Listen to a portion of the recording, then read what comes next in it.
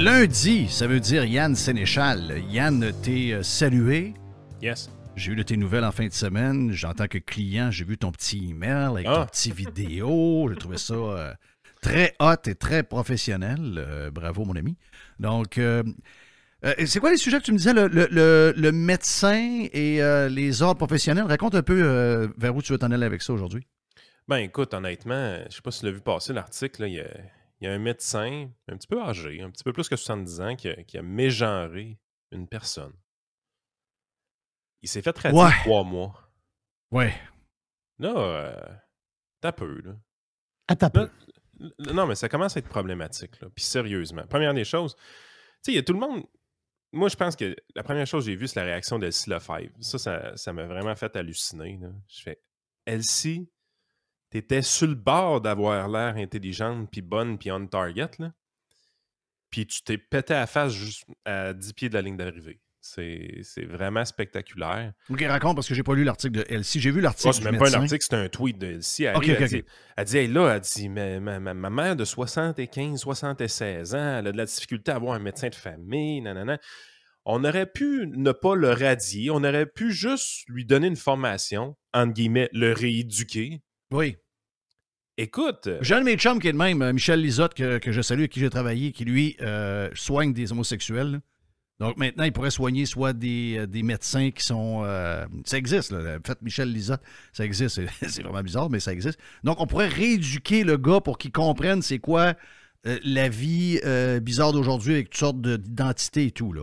Elle a juste vu que sa mère allait avoir plus de difficulté à avoir un médecin à cause que lui allait être radié 3 mois. Là, j'étais là, arrêtez, là.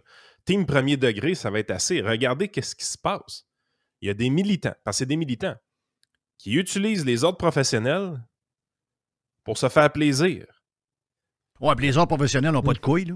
La personne est arrivée dans le bureau en filmant le médecin. Elle l'a enregistré à son insu, là.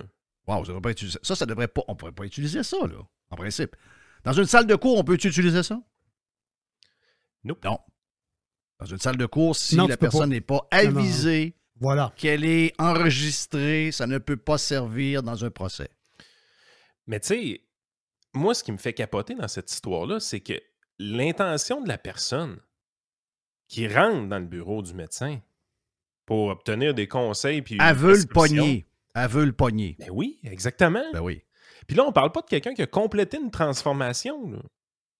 On parle de quelqu'un qui est au tout début d'un processus. Oui, qui va avoir des pilules, là, le testostérone. C'est ça. Puis tu sais, il y a des affaires qui sont dites là-dedans, ils me font capoter. C'est comme vu mal que le médecin dise, là, vous comprenez que si vous prenez de la testostérone par rapport à votre personnalité, ça va changer. Il y a des conséquences. Oui. Éventuellement, vous allez peut-être être plus agressif.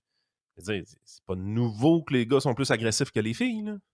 C'est pas mal lié aux hormones. Regarde, là, je vais t'amener, parce qu'on a parlé dans le Prime un peu plus tôt. Je ne sais pas si tu as vu dans le temps des fêtes le gars de Delta Airlines au comptoir, là, avant de rentrer dans la porte pour aller vers l'avion. Là. Oui. C'est un gars de couleur, un gars qui fait sa job. On peut en vouloir à bien des compagnies aériennes sur bien des affaires. Je pourrais vous raconter des histoires qui sont arrivées pour ma fille en fin de semaine. Puis, regarde, on peut. Mais de temps en temps, il se passe des bonnes choses. L'as-tu vu la vidéo? Non. Non, OK. Donc, le gars est filmé par quelqu'un qui... C'est drôle, eux autres, ils filment tout le temps, eux autres.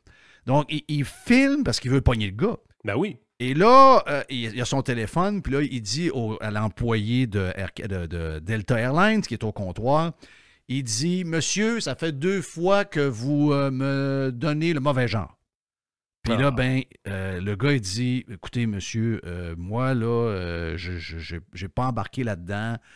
J'ai votre passeport, monsieur. Ah, vous le faites encore! Vous le faites encore! » Là, il continue. Puis là, tu vois qu'il est au téléphone, puis il veut canceller cet employé-là de Delta pour que ça soit viral sur les réseaux sociaux. Exact. Mais le gars de Delta, ce qu'il fait, lui, c'est qu'à un moment donné, il dit « Hey, monsieur, wow, OK, moi, là, c'est pas mes affaires à moi, ça. Moi, je fais telle affaire pour l'entreprise, je fais telle chose, je vais vous permettre. Et je peux appeler immédiatement un agent et vous allez manquer votre vol. On est le 23 décembre. Est-ce que vous voulez changer vos plans de vacances? Ben, c'est moi qui mène. Correct? Et là, c'est devenu viral, cette vidéo-là. Et tout le monde a fait comme... On a comme donné un trophée à un gars qui agit comme tout le monde devrait agir. Mais malheureusement, on le sait. C'est pas de même que le monde agisse. Le monde écrase habituellement. C'est très rare qu'on voit ce genre de comportement-là. Parce que l'ostracisation passe d'abord et avant tout avec la peur de perdre son emploi. En fait, c'est la thèse carrément de Jean-François Caron dans son livre. Il dit, oubliez ça, là. Le totalitarisme, c'est fini, puis le communisme, c'est fini, puis on vit dans des pays libres, entre guillemets. Mais il dit, comment est-ce qu'on contrôle les gens d'une manière bien involontaire dans bien des cas?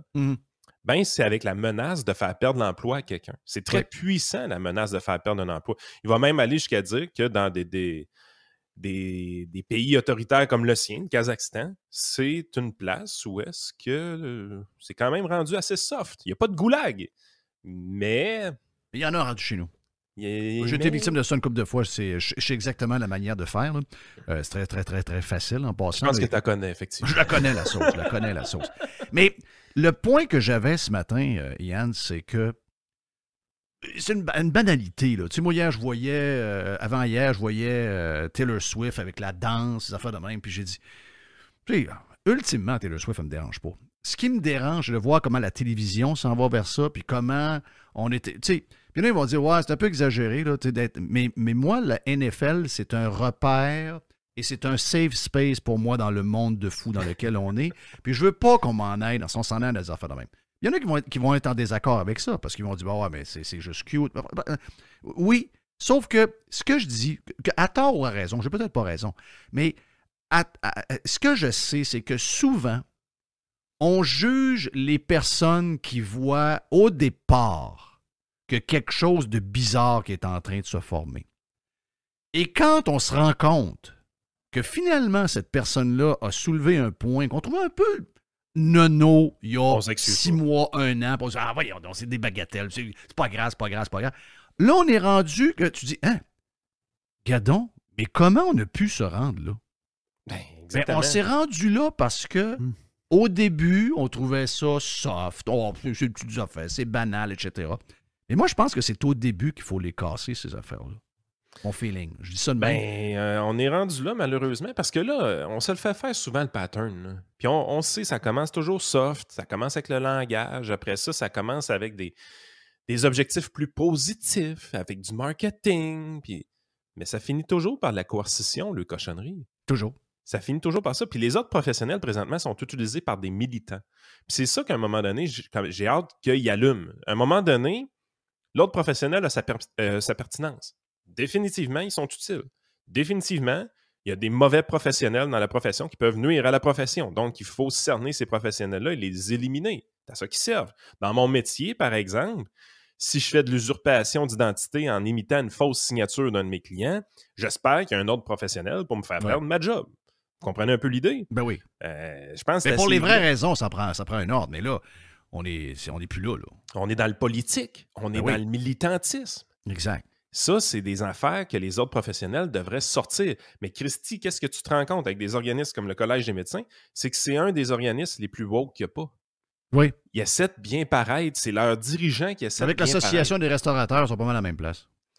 Ils sont l'enfer. Puis là, les conséquences sont graves. Parce que ça, tu dis, ben voilà, il a été radié 3 mois, 75 ans, il y a de l'argent dans ses poches.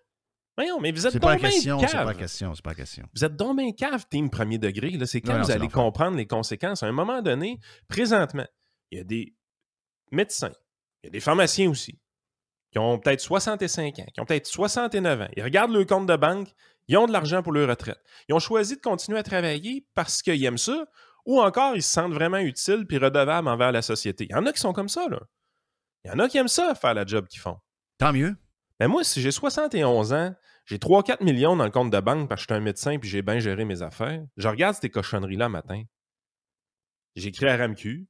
Terminé. Bonjour. Bonjour, mon bureau ferme. Il y a 450 clients qui n'ont plus de médecin de famille. C'est des médecins-là de 71 ans. On parle plus de 3000, 4000 dans bien des cas. Là. Incroyable.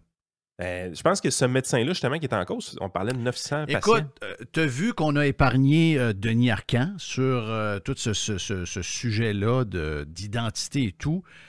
Lui, écoute, si je résume, là, il dit, écoute, c'est une mode Oui. C'est une mode pour des gens qui vont pas bien, dans une certaine mesure. Ils ont un genre de déséquilibre émotif ou quelque chose.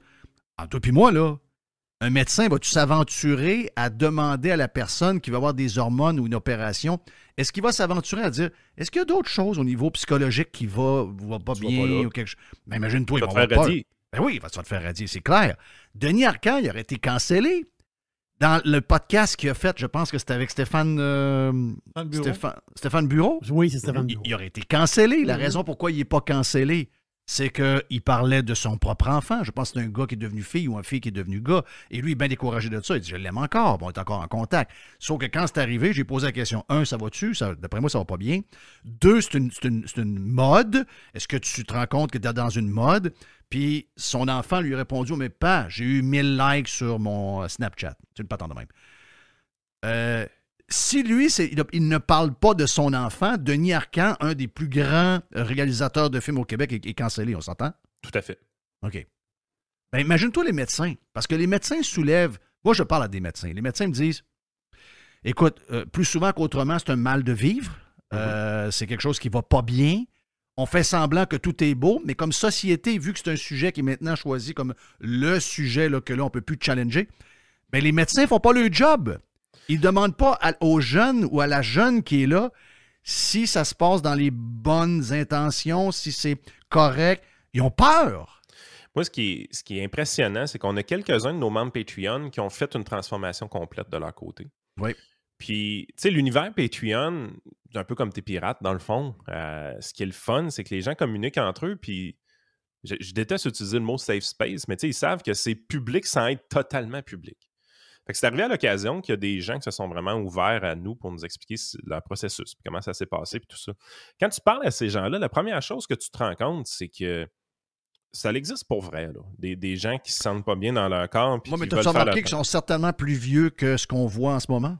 Oui, généralement, ils sont un petit peu plus âgés que les jeunes qui sont dans une mode. Beaucoup de bagages, beaucoup de thinking. Là, en ce moment, le problème, c'est que les jeunes ne sont pas là encore dans leur ils n'ont pas tout ce qu'il faut. Là. 100% d'accord.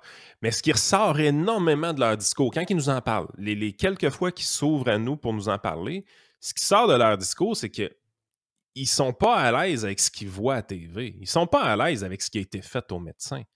Eux autres, dans leur tête, c'est que tout ce qu'on veut, c'est de vivre normalement puis avoir la crise de paix comme tout le monde. Là.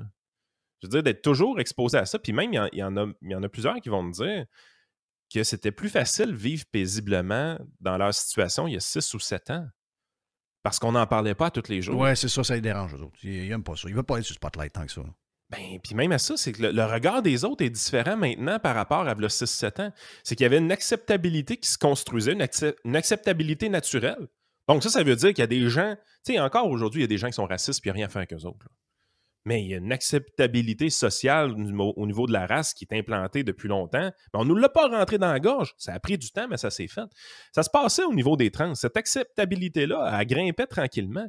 Mais là, en les surexposant dans des affaires complètement débiles, des nouvelles à chaque jour, ils sont en train de faire des pas de reculons. Ils sentent eux-mêmes qu'ils reculent dans leur avancement de leur cause. Ouais, leur cause étant un jour avoir la crise de paix comme tout le monde. Oui.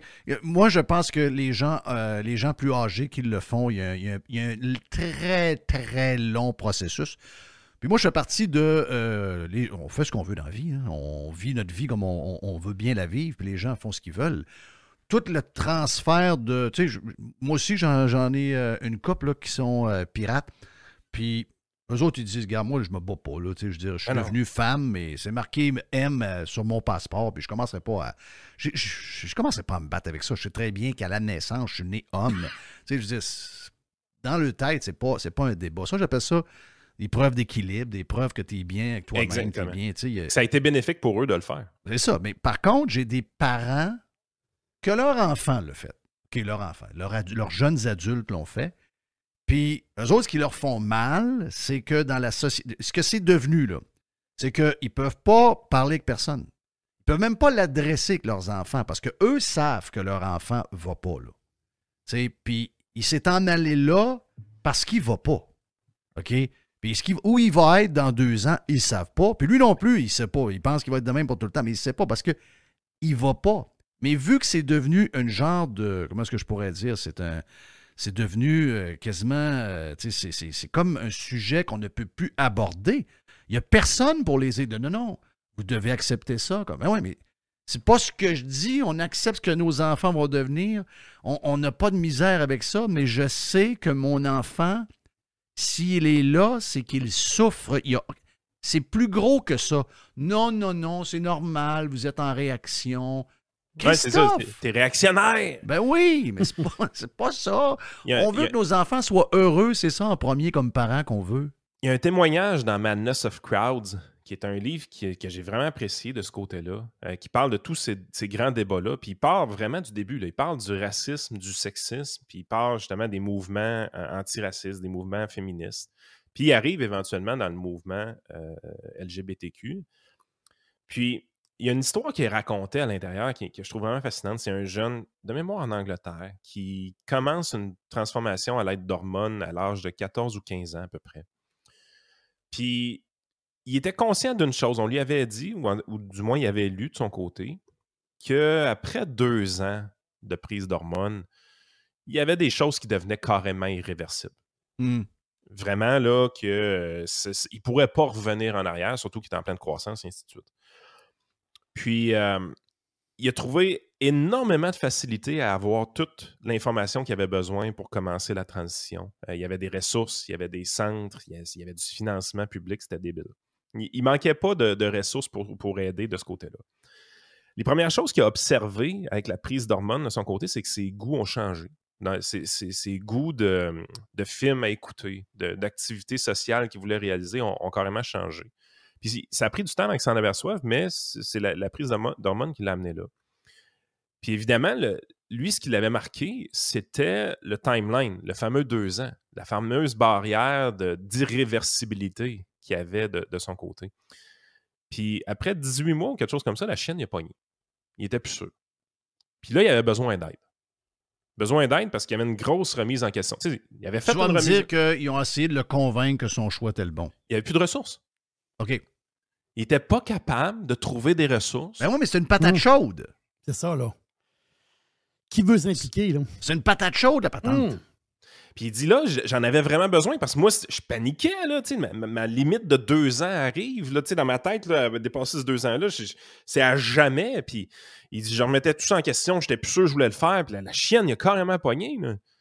Puis pas capable d'avoir des ressources en nulle part. Besoin de soutien dans une situation comme ça, là. Viens de me voir.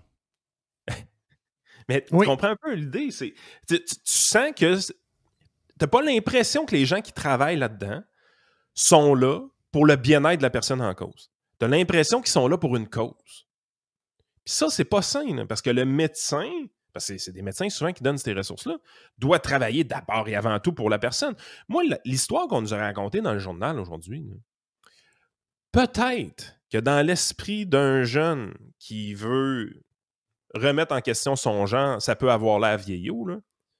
Mais le bonhomme, il posait 2-3 bonnes questions là-dedans. Là. Oui. Il n'y a aucune raison pour que l'ordre se mêle de ça. Là. Voyons donc. Puis, tu sais, je veux dire, c'est un médecin de famille. Là. Lui, il est là. Tu sais, je veux dire, c'est basique son affaire. Il est là pour te référer à quelqu'un. Il voulait le référer justement ailleurs, mais il a posé des questions pour remettre. Tu sais, c'est un méchant changement que tu veux faire dans ta vie. Là. C'est correct que quelqu'un te remette en doute un peu. C'est le cheminement normal que tu devrais vivre. Tu ne peux pas demander aux autres d'accepter immédiatement ce que tu as décidé que tu voulais changer dans ta vie. Ma fille m'a montré quelqu'un qui connaisse, qui se considère maintenant comme rat. Rat? R-A-T. OK. Il aurait pu trouver un autre animal. Moi, je connais beaucoup de... C'est ce que j'ai répondu. J'ai dit, moi, j'en connais beaucoup de rats, mais ils ne savent pas quels sont. Ouais, c'est ça. Ouais. Mais je dis... Tu sais... OK, là, on est dans une autre... mais tu sais, je veux dire, si quelqu'un se considère comme rat, ça va pas bien, là. On peut pas jouer la game. Ah, mais là, lui, maintenant, il filera. Moi, je suis ours un peu. Ouais, moi, je suis un peu ours, des fois. Oui, t'es ourson. J'engrange du stock l'hiver. Ça veut dire que je bouge pas trop puis je mange. Hey, je te prends 5 minutes de ton temps avant de finir, Yann. J'ai exprimé un petit tweet vite en fin de semaine là, sur... tu sais, Je me suis remis là, dans la lecture graduellement depuis 2 semaines. Je n'avais pas vraiment fait le tour. C'est pas vrai. C'est que je vais juste sur Twitter. Tu sais, je ne vais pas dans le journal de Québec.com. Je ne vais pas dans les patentes demain. Je vais sur Twitter. Jerry m'envoie du stock un peu. Mr. White m'envoie du stock. Mais là, veut pas, la déconnexion est arrêtée. Là. Donc, je suis de retour depuis 1 semaine. Criff! Comment ils pensent de s'en sortir, les médias, en étant de même? Sur Poilievre. On pourrait parler de Trump, là, mais Trump, c'est pas mon président, moi, là. Mais là, ils font le même traitement à Poilievre. Comment se fait-il? Puis là, j'ai compris, parce qu'en posant la question, il y a des gens qui m'ont répondu, ben ouais, mais c'est parce que, oui, c'est un cave, puis les 40% qui votent pour lui, c'est tous des caves, puis il y a plein de caves. Puis, donc, on le sait, là, si tu votes pas Bloc, tu votes pas Trudeau ou NPD, t'es étiqueté, t'es cave. Si tu votes Poilievre, t'es cave. Mais il y en a qui vont me dire, ouais, c'est sûr, là, la survie des médias, elle dépend de l'élection des libéraux ou de Poilievre, parce qu'ils donnent soit des crédits d'impôt ou encore des patentes de même. Mais ça se peut pas, là. Je dis, ça se peut pas. Tu sais, moi, le but, mettons, j'opère un média important. Le but, là, c'est d'avoir l'air le plus crédible possible. Tu sais, Radio Pirate, c'est pas ça. Là. Moi, je ne suis pas un média, moi. Là. Mais mettons que j'opère un vrai média qui se dit de sang, puis qui donne des faits, puis qu'il y a quelques chroniqueurs, puis il y a des débats, etc. Je m'assure à tous les jours que quand j'ai un article qui traite Poilievre de pas bon ou de cave, que je vais en avoir un le lendemain qui va dire l'inverse, puis ou encore un qui va aller sur le même chemin, mais sur Trudeau, ou encore sur le Bloc. Tu sais, je vais essayer, je sais que c'est pas évident, mais je vais essayer que quand je finis ma semaine, je ne suis pas polarisé, je ne suis pas activiste d'un bord, j'ai vraiment essayé de fournir le plus large inventaire d'informations et de commentaires sur tout ce qui bouge. Criff, ils n'ont aucune gêne. Il y a 0 texte positif sur Poilievre. 0 en 2023. Et il n'y en aura pas un en 2024.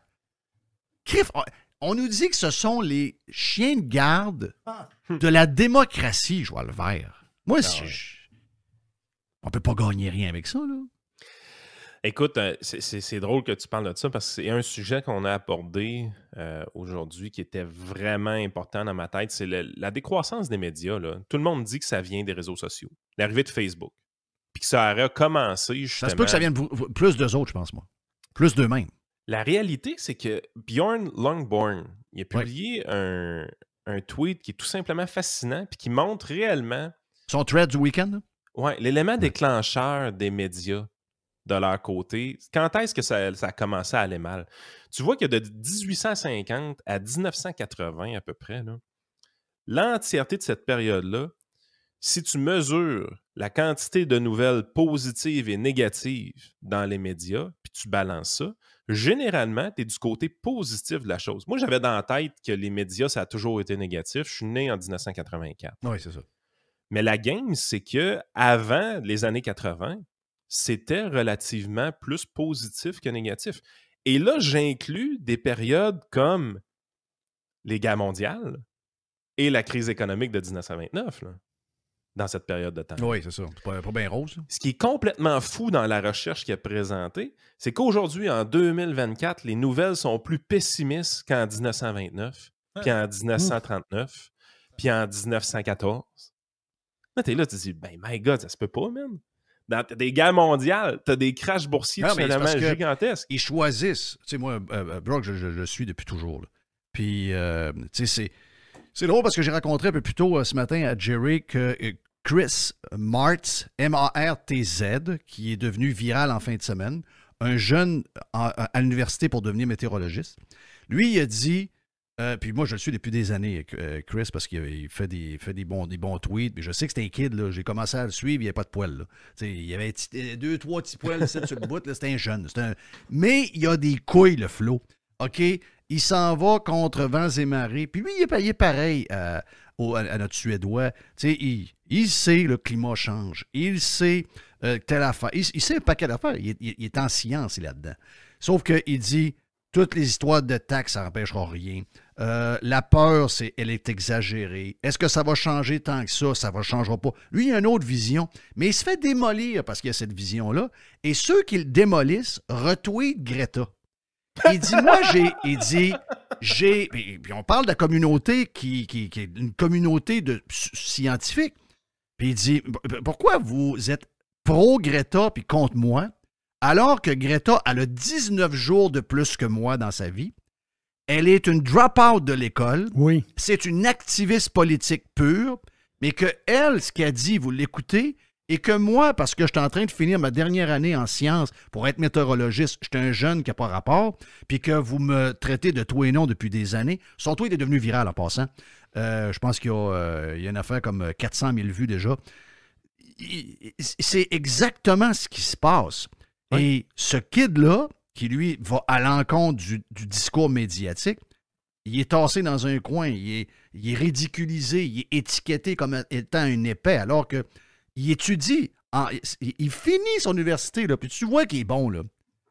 Mais l'autre est sur un piédestal, et les médias ont choisi que elle, c'est la king, pas un gars de même. C'est le début de la fin pour eux à ce moment-là, parce qu'ils créent des interdits. Ils disent, eux autres, ils sont non fréquentables. C'est chiant. Dans le clan des non fréquentables, c'est chiant sacrément. Ah, c'est chiant, regarde. Regarde Joanne Marcotte avec son livre.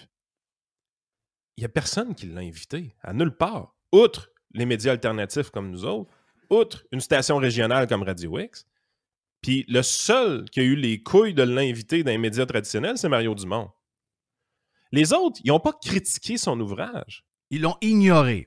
C'est encore pire. Ben oui, c'est pire. Parce que si au moins il y a une critique en défaveur, ben minimalement, tu te ramasses avec un débat de société. Minimalement, ça brasse. J'ai quasiment fini son livre. Moi, t'annoncer de quoi, par exemple?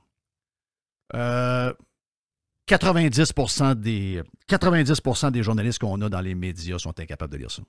Pas parce que il y a des affaires qui vont être choquées, c'est juste qu'ils ne comprennent rien. Ouais, mais ils sont pas durs à mêler. Non, je sais. C'est décourageant pareil. Hein? Hey, c'est bien le fun, Yann. Thank you, man. Yann Sénéchal, on se repoigne la semaine prochaine pour les gens qui veulent suivre Yann avec Frank sur les différentes plateformes, dont entre autres Patreon, mais également toutes les applications pour les écouter. Mon nom est Jeff Fillion.